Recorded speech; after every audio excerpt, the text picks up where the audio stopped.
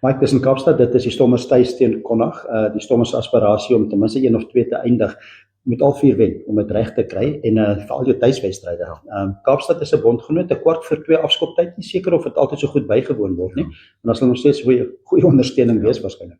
Ek dink dis wat die Stormers baie goed gedoen het tot opbou tot hierdie laaste paar wedstryde, is die ondersteuning wat altyd opgedaag het na Kaapstad toe.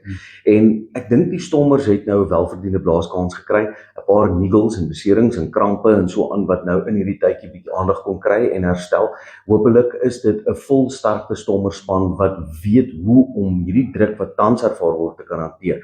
Want ja, ons het nou 'n tuisveld kwart eindronde basies nou, maar jy speel nie eintlik vir die kwart eindronde nie, jy speel vir die finaal. En dit gaan van kardinale belang wees dat jy met hierdie tipe wedstryde nie net wen en jou plek verseker nie, maar ook selfvertroue bou. Ja, en die Stormers het nou momentum gekry, 'n goeie span. Ek dink die verloor teen Toulon in die Europese kampioenskap is miskien vir hulle 'n bedekte seën in 'n mate. Dat hulle ekstra week se rus gegee. Connacht weer moes heeltyd gespeel het. So hulle 'n bietjie meer in aksie gewees. Nou moet hulle al die pad Kaap toe vlieg. Dit het tog 'n effek. En die Kaapse span se bietjie meer uitgerus wees vir daai ene. Ja, ek dink destyds 'n paar jaar terug sou ons gesê het, hoe meer wedstrydtyd hierdie spelers kan kry, hoe beter vir hulle.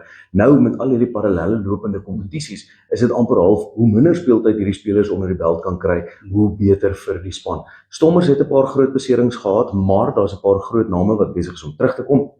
En ek dink dis daar waar die Stormers gaan staat maak op die ervaar. Die Stormers net vinnig, ons weet Sasha Feinberg en Gumuzulu is die Springboks nommer 1 keuse losskakel.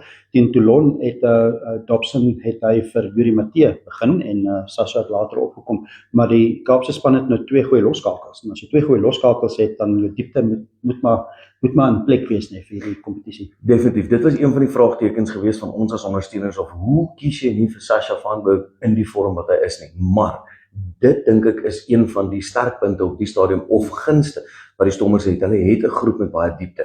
En as jy iemand soos Yuri Matthee nodig het hy nou bewys. Hy is 'n speler wat vir die groot wedstryde ook kan regop staan en sê ek is hier, neem notisie van my. So die Stormers het baie goeie diepte op die stadium in hulle groep. Snaaks genoeg in die begin van die jaar het ons gesê ons is bekommerd daaroor.